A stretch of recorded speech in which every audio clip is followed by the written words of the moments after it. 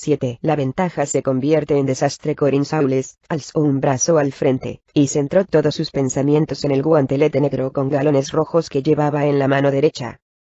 Los galones parecían palpitar, transmitiendo al reservado Saules, que vivía recluido, una sensación que le era ya muy familiar. Unos ojos curiosos estaban posados en él, y en su fortaleza. Saules se concentró aún más en la manopla mágica. Recientemente, un mediador de Kalimport le había sondeado por si le interesaba vender su amada espada, la garra de Charon. Por supuesto, Saules había descartado de inmediato tan absurda idea. La espada le era más querida que muchas de sus muchas esposas, incluso más que muchos de sus numerosos hijos. Había sido una oferta en firme, que le prometía riquezas inimaginables a cambio de la espada.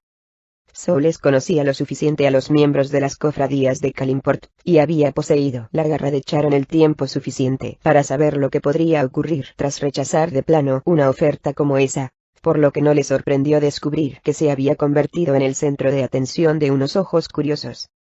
Según sus propias investigaciones, el posible comprador podría ser Artemis Entreri y la cofradía Basardoni, por lo que Saules había centrado su atención en ellos. Por mucho que buscaran sus puntos débiles, no encontrarían ninguno y tendrían que retirarse, creía él. A medida que el hombre se sumergía más y más en las energías del guantelete, empezó a percibir un nuevo elemento, que sugería que, esta vez, tal vez no sería tan sencillo disuadir al potencial ladrón. Lo que Saules percibía no era la energía mágica de un hechicero, ni las oraciones de un sacerdote adivino. No, la energía que sentía era distinta a lo que esperaba, aunque no era nada que él y el guantelete no pudieran comprender.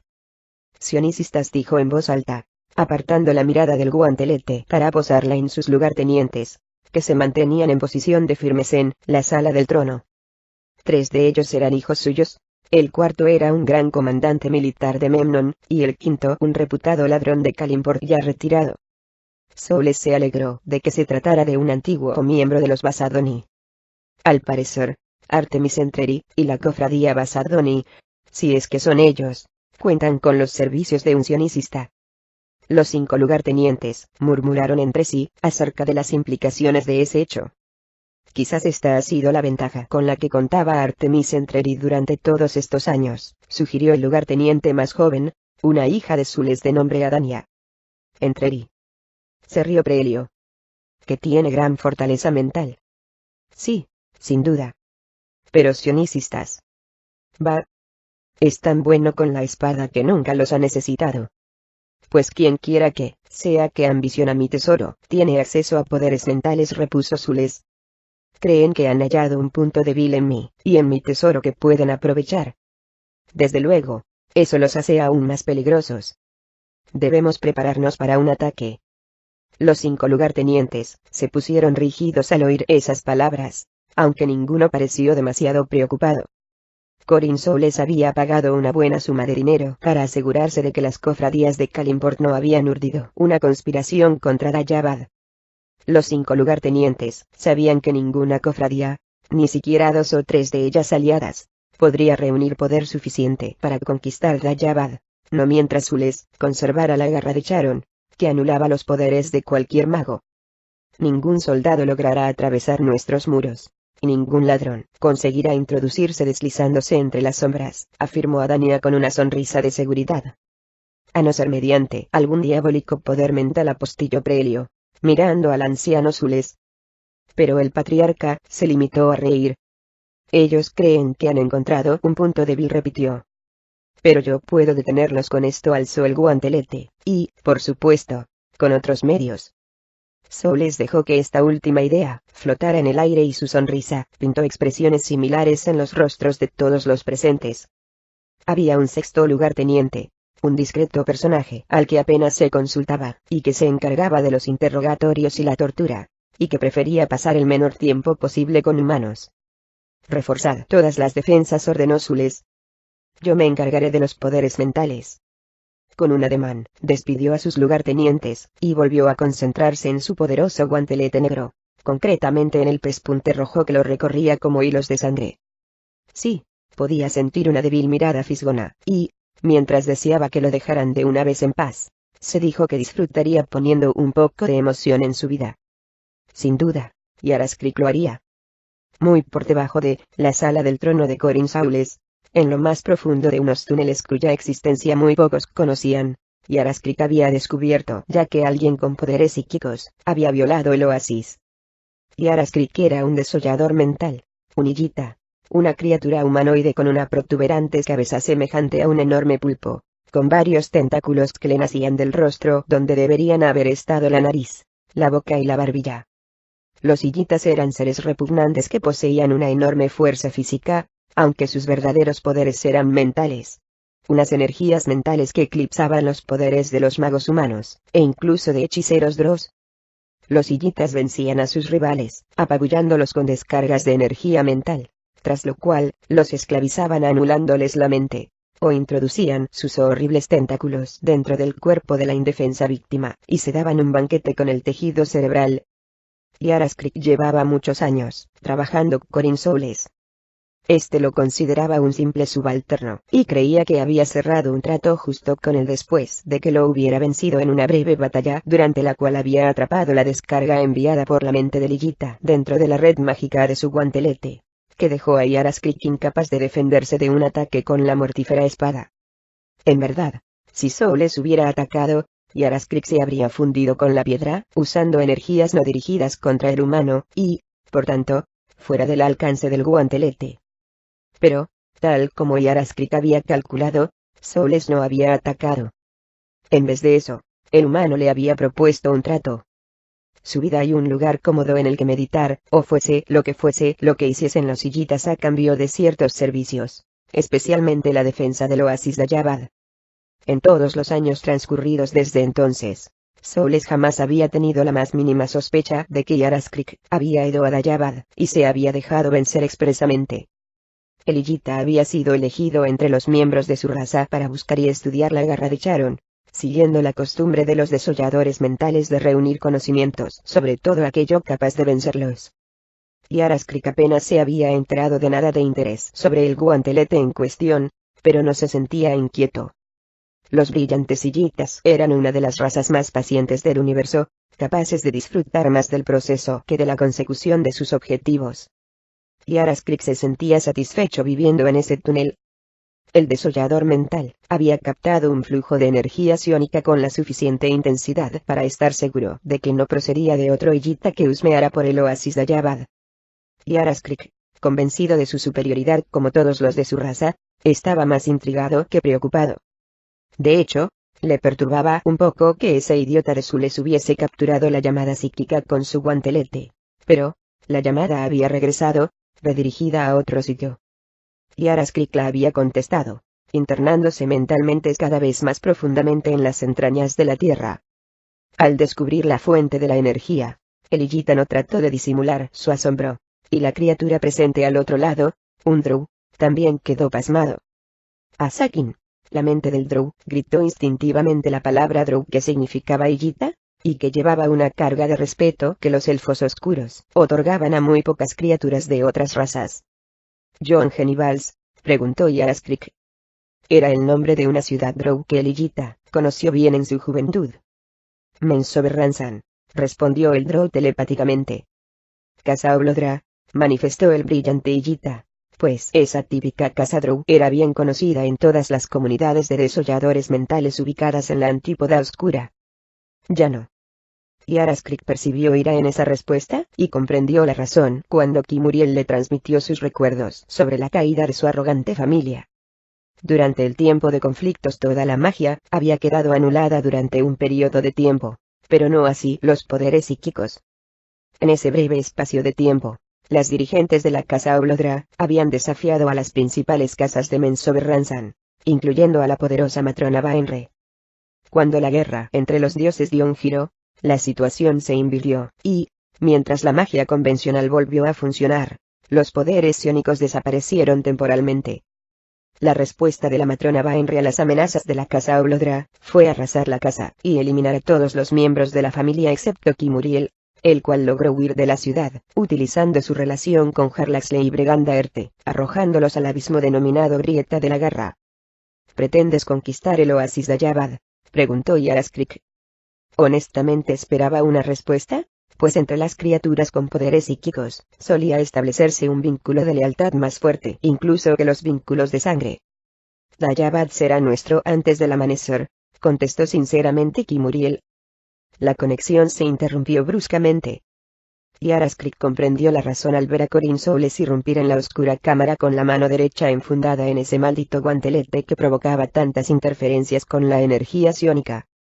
Elillita saludó con una reverencia a su supuesto amo. Nos han sondeado, dijo Soules, sin andarse por las ramas. El repugnante desollador mental percibió inmediatamente su tensión. ¿Una incursión mental? Sí, también yo la he sentido, replicó Elillita con su floja voz física. Poderosa. Yaraskrik emitió un quedo gorgoteo, el equivalente Elillita a encogerse de hombros, con el que mostraba su falta de respeto hacia cualquier sionicista que no fuese Elillita. Pese a que el sionicista en cuestión no fuese humano, sino drowi vinculado a una casa drow muy conocida entre el pueblo de Yaraskrik, era una valoración honesta. Aunque al desollador mental no le inquietaba demasiado tener que enfrentarse al sionicista drow, conocía a los elfos oscuros lo suficiente como para saber que Kimuriel Oblodra sería el menor de los problemas de Corin Soules. El poder siempre es un concepto relativo, contestó Elillita enigmáticamente. Mientras subía la larga escalera de caracol que lo conduciría de regreso a la planta baja de su palacio, Corin Soules sentía el hormigueo de la energía mágica. El jeque de Dayabad echó a correr tan aprisa como pudo, poniendo al límite sus músculos y sus viejos huesos. Tenía el presentimiento de que el ataque ya había comenzado. Poco a poco se fue calmando, dejó de correr y resopló, tratando de recuperar el aliento. Al llegar al nivel de la casa de la cofradía, se encontró con muchos de sus soldados que deambulaban hablando excitadamente, aunque parecían más curiosos que asustados. ¿Es cosa tuya, padre?, le preguntó a Danya. Los oscuros ojos de la mujer resplandecían. Corin Soules la miró curioso, comprendiendo que debía seguirle la corriente. A Danya lo guió a una habitación exterior con una ventana que miraba al este. Allí, en medio del oasis de Dayabad, dentro de las murallas de su fortaleza, se alzaba una torre cristalina que relucía bajo la brillante luz del sol. Era una imagen de Crensinibon, la tarjeta de visita de la fatalidad. Mientras contemplaba la mágica estructura, Corin Soules sintió el hormigueo de la energía, y como la mano derecha le palpitaba. Su guantelete era capaz de capturar energías mágicas, e incluso volverlas en contra de quien las había conjurado. Nunca le había fallado, pero, con solo echar un vistazo a la espectacular torre, Soules tuvo conciencia de su propia insignificancia, y de la de sus juguetes. No necesitaba salir afuera para saber que jamás podría absorber las energías mágicas de esa torre, y que, si lo intentaba, lo consumirían él y a su guantelete. El jeque se estremeció mientras se imaginaba una manifestación física de esa absorción, a él mismo paralizado como una gárgola en el borde superior de esa magnífica construcción. «Es cosa tuya, padre», insistió Danya. La palidez del rostro de Corin Soules apagó el entusiasmo en la voz de su hija así como la chispa que relucía en sus ojos. Al otro lado de las murallas de Dayabad, protegido por un bosquecillo de palmeras y rodeado por globos mágicos de oscuridad, Harlax le lanzó una llamada a la torre. El muro exterior de esta se alargó y envió una prolongación, un túnel con una escalera, que atravesó los globos de oscuridad y llegó hasta los pies del mercenario. Seguro de que todos los soldados ocupaban las posiciones asignadas, Harlax le inició el ascenso. Dirigió un pensamiento a la piedra de cristal, y el túnel se retrajo, aislándolo en su interior. Desde su privilegiada atalaya en medio de la fortaleza, Harlax le contempló el drama que se desarrollaba a su alrededor. ¿Puedes atenuar la luz?, preguntó telepáticamente a la torre. La luz es fuerza, respondió Crensinibon. Para ti, quizá, pero a mí me molesta. Harlax le tuvo una sensación semejante a una risita ahogada por parte de la piedra de cristal, pero ésta accedió a su petición, e hizo más grueso el muro oriental, mitigando así la luminosidad que reinaba en la sala. Asimismo creó para Harlaxle una silla flotante, para que pudiera desplazarse, sin esfuerzo por el perímetro de la torre, y observar la batalla que estaba a punto de comenzar. Fíjate, Artemis Entreri piensa tomar parte en el ataque, señaló la piedra de cristal, al mismo tiempo que enviaba al Drow, flotando al lado norte de la habitación.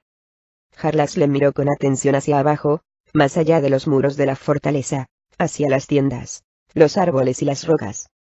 Finalmente, con la ayuda de Crencinibón, localizó al asesino, que acechaba en las sombras. Comillas angulares derechas, no lo hizo cuando planeamos el ataque contra el Bajada de Clan, agregó la piedra. Por supuesto, la piedra de cristal, sabía que Jarlax le pensaba lo mismo que ella. El comportamiento de Entreri reforzaba las sospechas de que el asesino tenía un objetivo personal en esa aventura. Algo que ganar que estaba fuera del dominio de Vegandaerte, o tendría consecuencias en la jerarquía del segundo nivel de la banda. Fuese una cosa, o la otra, tanto a Jarlaxle como a Crencinibón, les parecía más divertido que amenazador. La silla flotante cruzó de nuevo la pequeña sala circular, poniendo a Jarlaxle en línea con el primero de los ataques de diversión. Una serie de globos de oscuridad lanzados contra la parte superior de la muralla. Los soldados que defendían la fortaleza se dejaron invadir por el pánico, y corrieron para formar una nueva línea defensiva. Lejos de esas manifestaciones mágicas, Jarlaxle notó que lo hacían de manera bastante ordenada. Pero el verdadero ataque se preparaba bajo el patio interior de la fortaleza. Raigi había cruzado el patio, avanzando dificultosamente 3 metros cada vez, mientras con una varita lanzaba una serie de hechizos. A continuación, a partir de un túnel natural que afortunadamente ya existía bajo la fortaleza, el hechicero Drow tejió el último de sus encantamientos que hizo desaparecer una sección de piedra y tierra. Inmediatamente, los soldados de Vegandaerte pasaron a la acción, y ascendieron al patio interior levitando, al mismo tiempo que lanzaban hacia arriba más globos de oscuridad para tratar de confundir a sus enemigos y atenuar el cegador impacto del odiado sol. «Deberíamos haber atacado de noche», dijo Jarlaxle en voz alta. «Durante el día, es cuando mi poder es máximo», replicó enseguida Crencinibón, y Jarlaxle sintió vívidamente el resto del razonamiento. Crencinibón le recordaba de manera no especialmente sutil que era más poderosa que todas las fuerzas combinadas de Vegandaerte. Por razones que aún no había empezado a desentrañar, esa manifestación de confianza desconcertó no poco al jefe mercenario. Desde el agujero, Raigi impartía órdenes a los elfos oscuros, que corrían, cogían carrerilla para empezar a levitar, y flotaban hacia la superficie, ansiosos por entrar en batalla. El hechicero se sentía especialmente animado ese día. La sangre le hervía, como siempre durante una conquista, aunque no le gustaba nada que Jarlaxle hubiera decidido lanzar el ataque al alba. Poner a los guerreros Drows, acostumbrados a la oscuridad del mundo subterráneo, en desventaja simplemente para construir una torre cristalina desde la que observar la batalla, le parecía un proceder estúpido. Sin duda, la torre ofrecía un aspecto impresionante, y servía para exhibir ante los defensores de la fortaleza el poder de los invasores.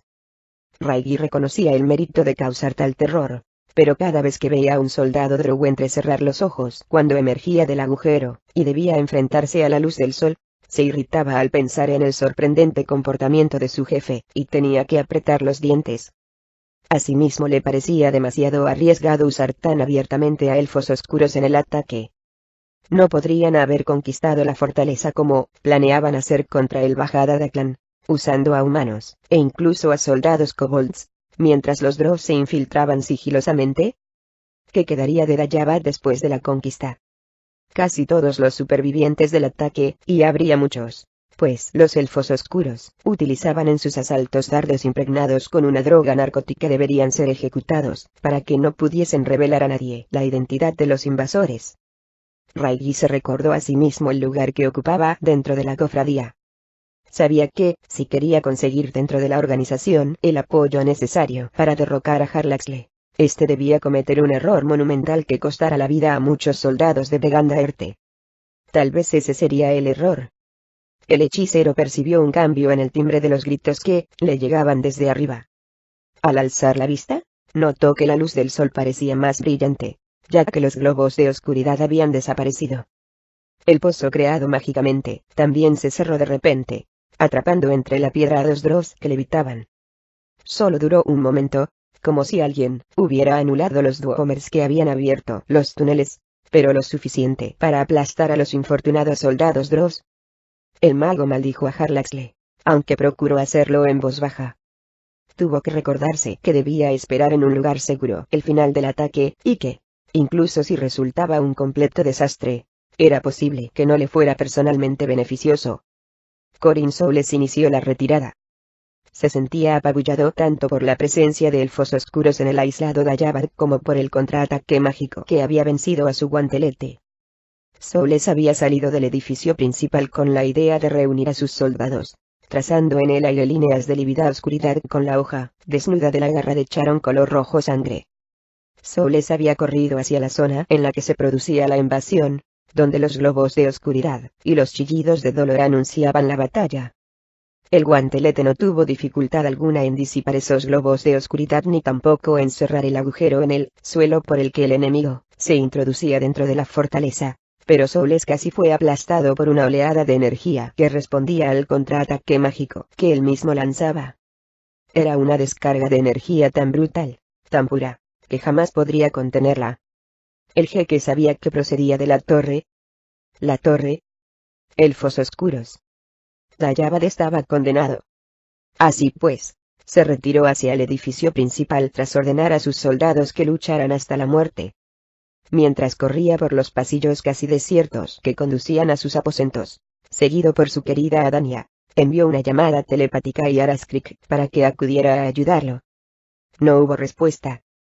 «Me ha oído», aseguró Soules a su hija.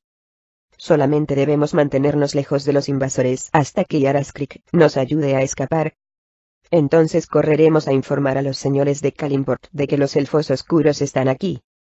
Las trampas y las puertas en los corredores contendrán al enemigo», replicó Adania. Pese a la sorprendente naturaleza de los enemigos, la mujer estaba convencida de lo que decía.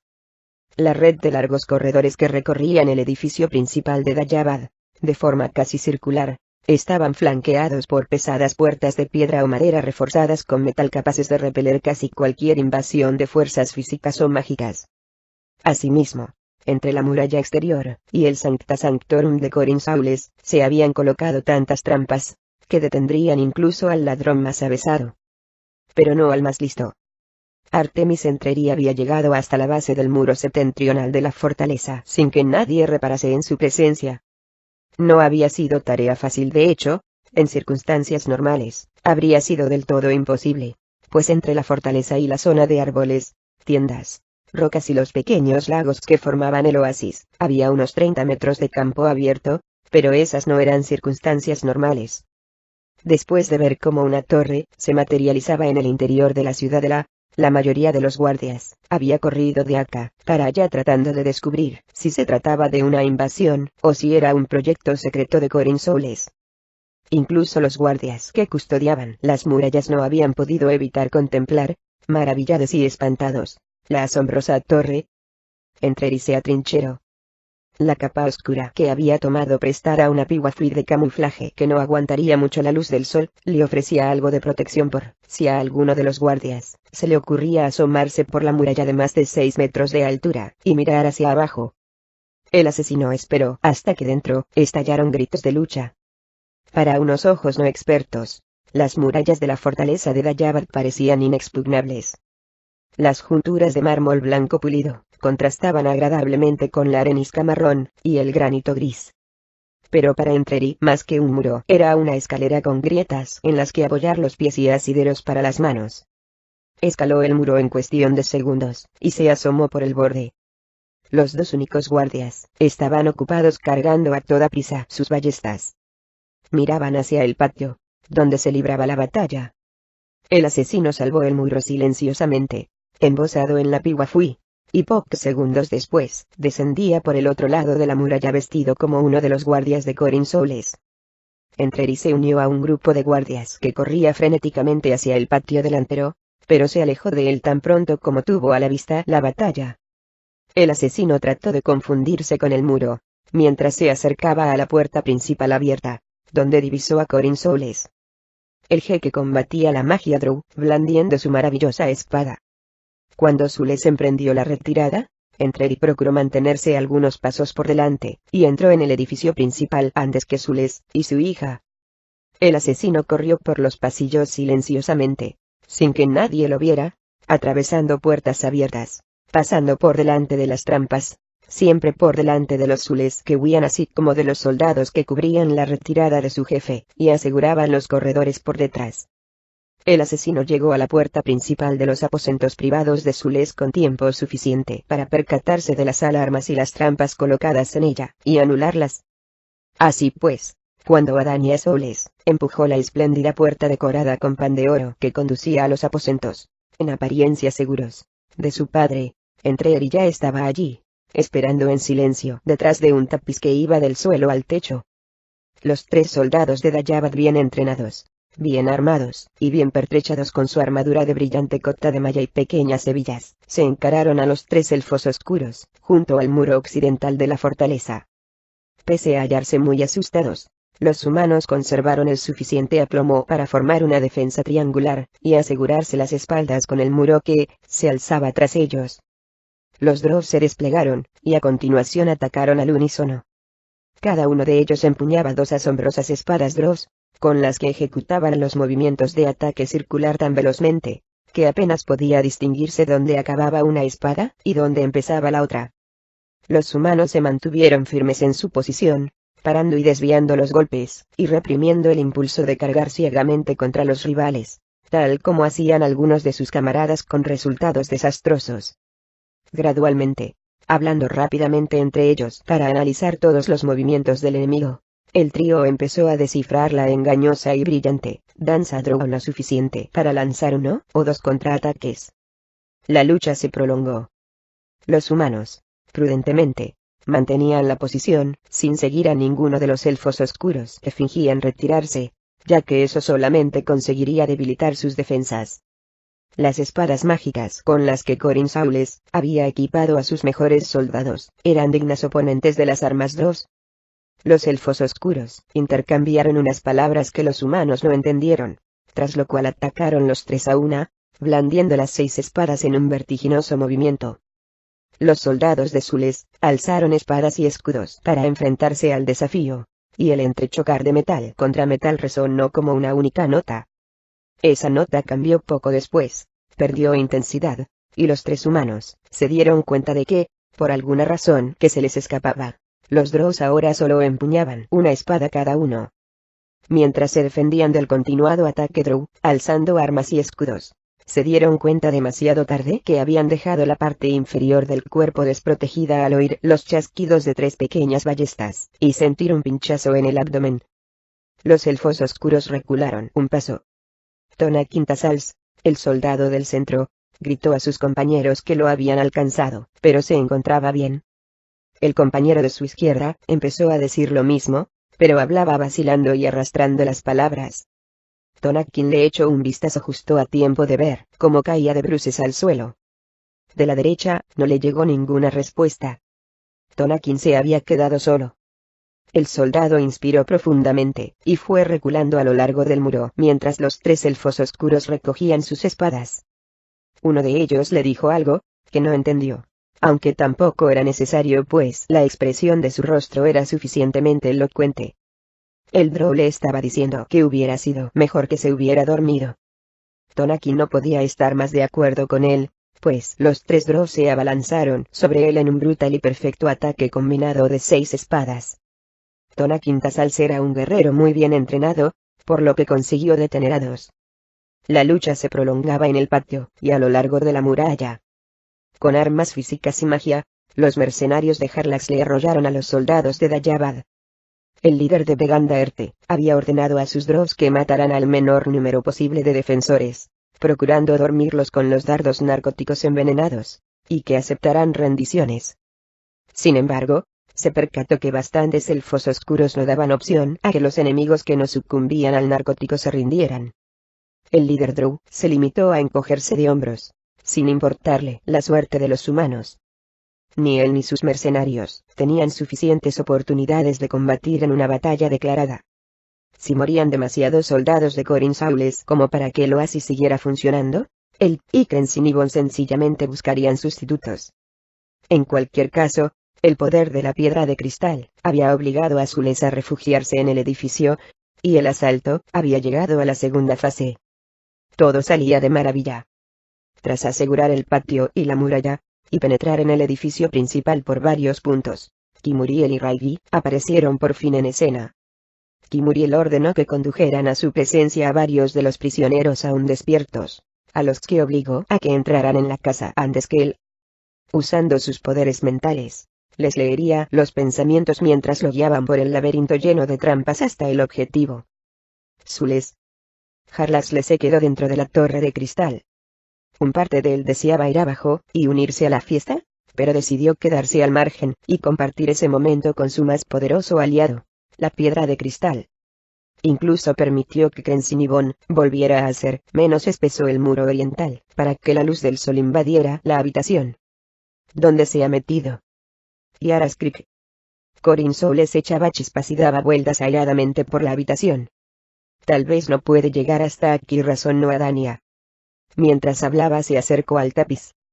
Entreri sabía que podía salir de detrás del tapiz, matarla e ir a por su premio, pero resistió la tentación, intrigado y cauteloso. Tal vez la misma fuerza de la torre, sugirió Adania. No. La atajó Corin Soules. Yaras Creek está por encima de tales cosas. Su gente ve cosas, todo, de modo distinto. Todavía no había acabado de hablar, cuando Adania ahogó una exclamación, y retrocedió, cruzando el campo de visión de Entreri. La joven abrió muchos los ojos con la mirada posada en su padre, al que ahora Entreri ya no podía ver. Confiando en que Adania estaba absorbida por lo que fuera que mirara, Entreri hincó sigilosamente una rodilla y osó asomarse por el borde del tapiz. Lo que vio fue a Unillita salir de una puerta dimensional y plantarse frente a Corin. Un desollador mental allí. El asesino buscó refugio de nuevo detrás del tapiz. La cabeza le daba vueltas. Muy pocas cosas en el mundo eran capaces de poner nervioso a Artemis Entreri, el cual había tenido que aprender a sobrevivir en las calles desde su más tierna infancia, y había escalado posiciones hasta llegar a la cumbre de su profesión. Había sobrevivido en Mensoberranzan, y había salido bien parado de muchos combates contra elfos oscuros. Pero los desolladores mentales eran una de esas cosas. Entreri había visto a unos cuantos en la ciudad Drow, y los detestaba más que a cualquier otra criatura. Lo que tanto alteraba al asesino no era su aspecto físico, aunque cualquiera que no fuese Illita los encontraría verdaderamente repulsivos, sino su conducta, esa visión del mundo radicalmente distinta a la que había hecho alusión Corin. A lo largo de toda su vida Artemis Entreri había llevado siempre las de ganar, porque comprendía a sus enemigos mejor de lo que estos lo comprendían a él. Con los elfos oscuros, le había costado un poco más, pues los Drows poseían una experiencia demasiado dilatada, y eran maestros en el arte de conspirar, por lo que no lograba llegar a su corazón.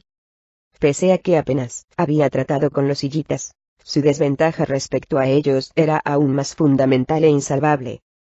Artemis Entreri jamás podría entender a ese particular enemigo, porque nunca podría llegar a mirar el mundo como un Illita. Era del todo imposible. Así pues, el asesino trató de hacerse muy pequeño mientras escuchaba con atención todo lo que se decía, las inflexiones de voz, e incluso las respiraciones.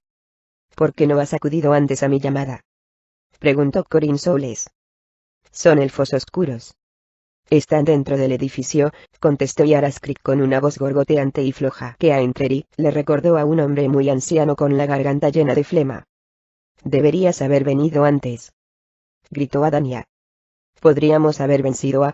La mujer ahogó una exclamación al quedarse sin voz. Se tambaleó hacia atrás, y pareció que iba a caer. Entreri supo que el desollador le había lanzado una descarga de energía mental.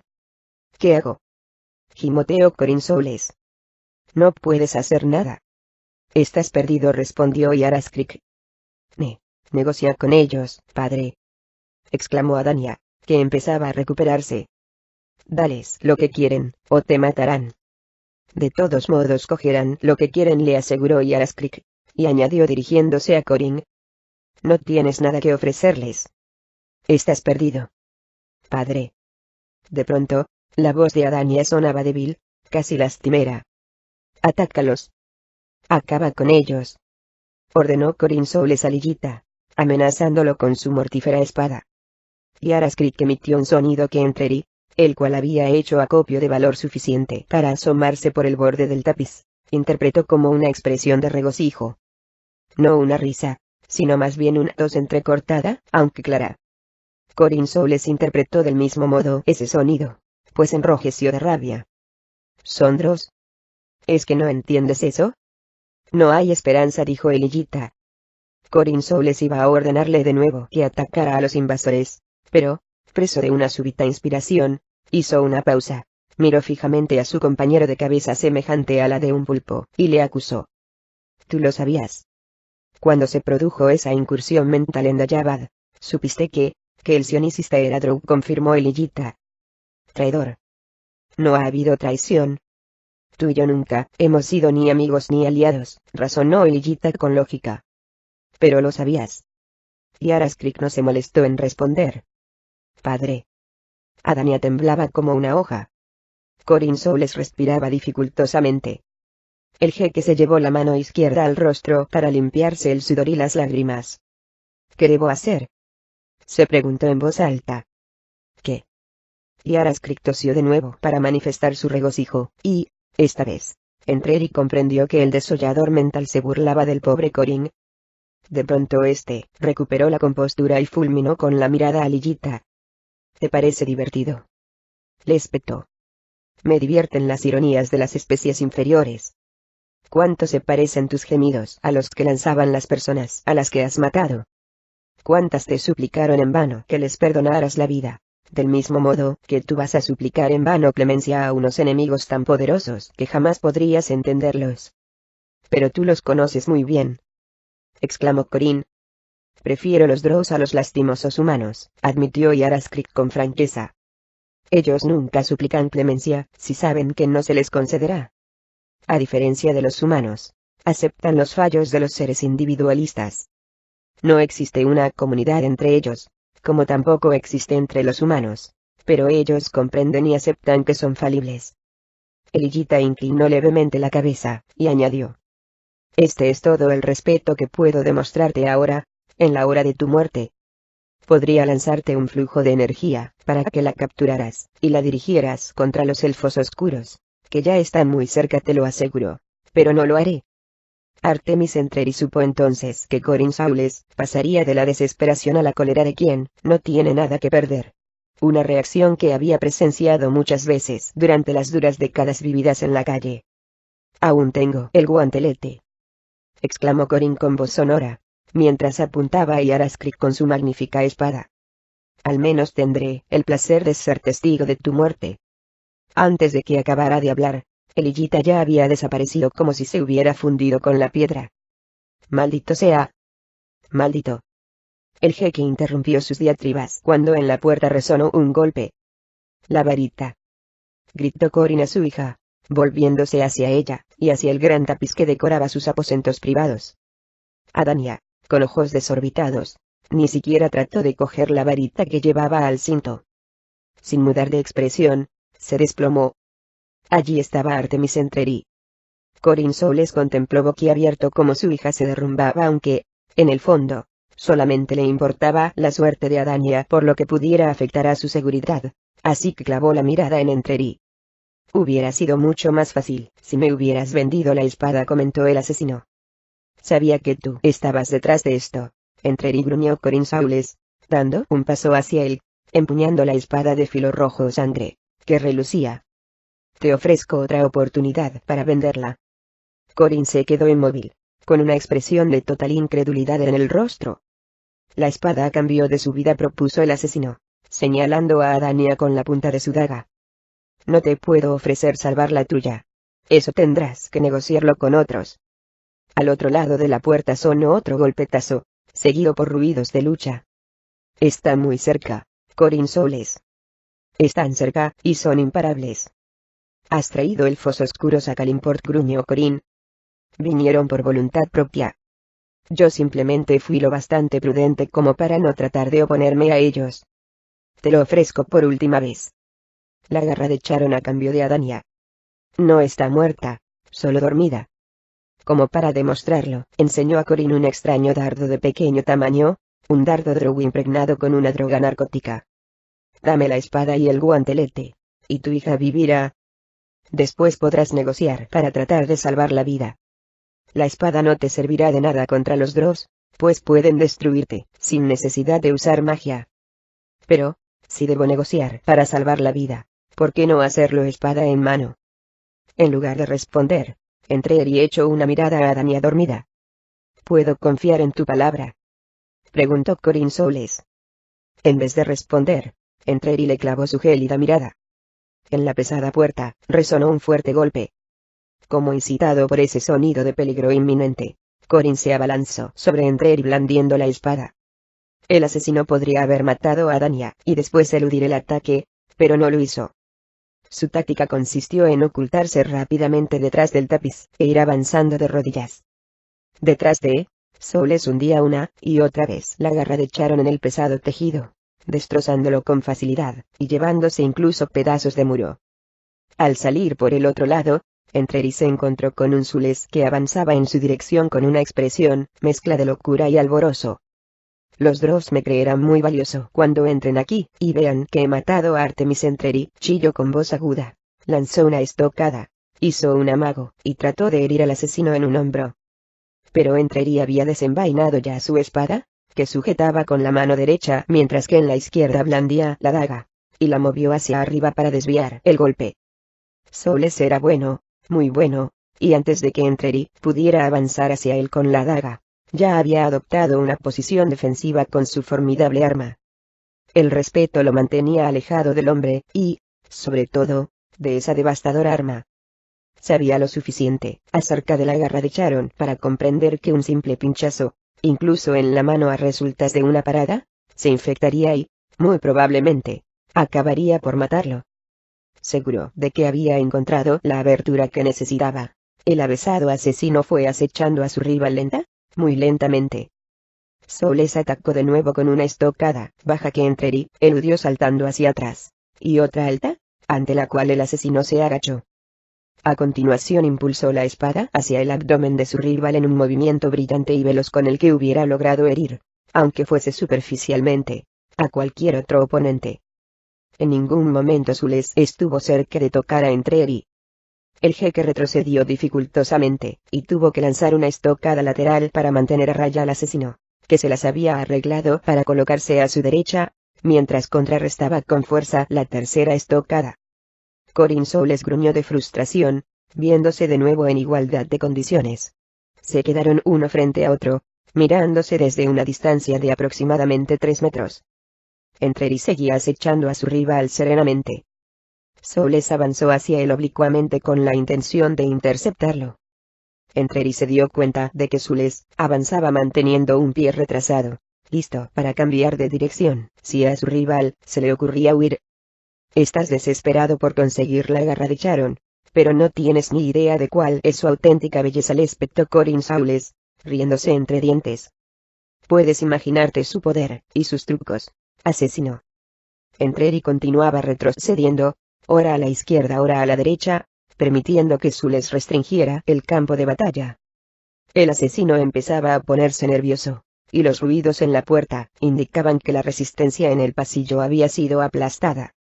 Pese a que la puerta era sólida y muy resistente, acabaría por ceder, y Entreri necesitaba terminar el duelo antes de la entrada de Raigi y los elfos oscuros. ¿Crees que soy un viejo?, manifestó Soules, al mismo tiempo que se lanzaba a fondo contra el asesino.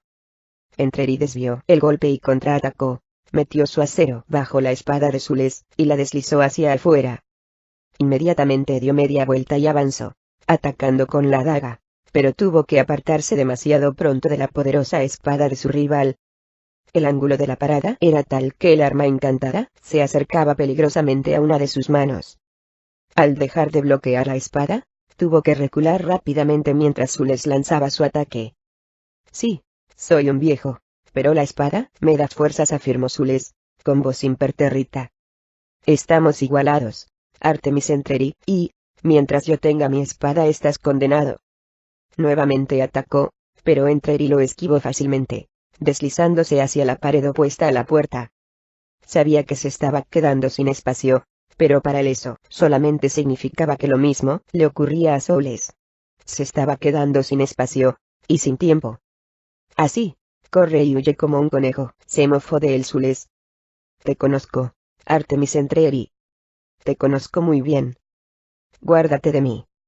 Dicho esto, empezó a blandir la espada frente a él, y Entreri tuvo que parpadear pues el arma dejaba tras de sí estelas de oscuridad. Sorprendido, el asesino descubrió que, en realidad, la espada emitía oscuridad. Corin Soules se estaba creando un campo de batalla a su medida con esa densa ceniza que flotaba en el aire, formando amplios abanicos. Te conozco, repitió Soules, y avanzó mientras creaba más cortinas de ceniza. Sí, me conoces, replicó Entreri con toda calma. Soules aflojó el ritmo. El timbre de voz de Entreri le había hecho recordar el poder de su rival. Sueñas conmigo de noche, Soules. Cuando miras las sombras más oscuras de esas pesadillas, ¿no ves unos ojos que te acechan? Antes de acabar de hablar, dio un paso hacia adelante lanzando la espada en el aire, frente a él, en el ángulo justo, para que fuese lo único que Corin Soules pudiese ver. La puerta de la habitación estalló en miles de fragmentos.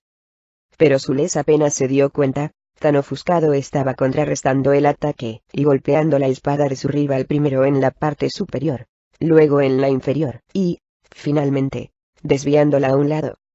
También había calculado Entreri el ángulo del lanzamiento, que las paradas de Soules, muy rápidas, dieron al jeque la impresión de que Entreri seguía empuñando el arma.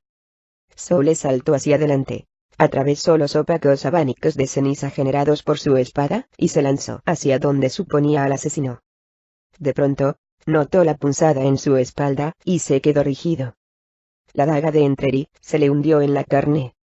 ¿Ves unos ojos que te acechan desde las sombras de tus pesadillas, Corin Soules?, preguntó Entreri. Pues son mis ojos. Soules sintió como la daga del asesino le iba arrebatando la fuerza vital. Entreri no se la había clavado hasta el fondo, pero tampoco era necesario. Soules estaba perdido, y lo sabía. La garra de Charon cayó al suelo, y el brazo que la sostenía quedó laxo, colgando a un lado. «Eres un demonio», espetó al asesino. «Yo», replicó Entreri. «No he sido yo quien estaba dispuesto a sacrificar a mi hija por una espada». Apenas había acabado de hablar, cuando, con la mano libre, le quitó violentamente de la mano derecha el guantelete negro. Para asombro del jeque, el guantelete cayó al suelo justo al lado de la espada. En el umbral, sonó una voz melodiosa pero cortante, en un idioma que sonaba muy suave, aunque plagado de consonantes duras y fuertes. Entreri se apartó de Soules. Este se volvió y vio varios elfos oscuros entre la cortina de ceniza que caía lentamente el suelo. Corin Soules hizo una profunda inspiración, y trató de calmarse. En silencio se recordó a sí mismo que había tratado con seres peores que los Dross. Había negociado con Unillita, y había sobrevivido a diversos enfrentamientos con los más notorios jefes de las cofradías de Kalimport. Soules se concentró en Entreri, y vio que el asesino hablaba con el que parecía ser el dirigente de los Dross, mientras se alejaba cada vez más de él.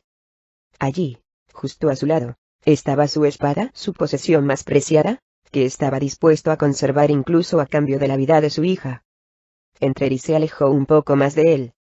Ninguno de los elfos oscuros avanzó hacia Soules. En realidad, no le prestaban ninguna atención.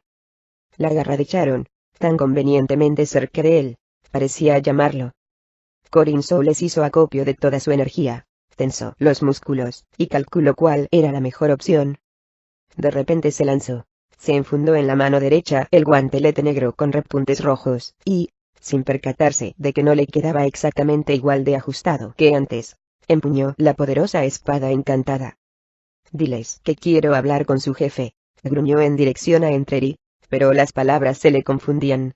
El tono de voz era cada vez más grave y apenas podía articular, como si algo le estrujara las cuerdas vocales. El rostro de Soules se contrajo de manera extraña, y todas sus facciones parecieron alargarse hacia la espada. Las conversaciones cesaron, y todos los ojos se volvieron, incrédulos, hacia Soules. «Maldito seas, Entreri», balbuceó el jeque, salpicando cada palabra con un ronco gruñido. «¿Qué está haciendo?», preguntó Raigi Entreri. El asesino no respondió. Se lo estaba pasando en grande, viendo cómo Corin Soules luchaba contra el poder de la garra de Charon. Nuevamente se le alargó la cara, y de su cuerpo empezaron a salir volutas de humo. Soules trató de gritar, pero lo único que logró emitir fue un indescifrable gorgoteo. El humo fue haciéndose más denso, mientras Soules temblaba violentamente, sin dejar de esforzarse en hablar. Pero de su boca solo salía humo. Entonces, pareció que todo acababa. Soules se quedó de pie, pugnando por respirar, con los ojos clavados en Entreri. Corin Soules vivió el tiempo suficiente para adoptar la expresión más horrorizada y atónita que Artemis Entreri hubiese visto jamás.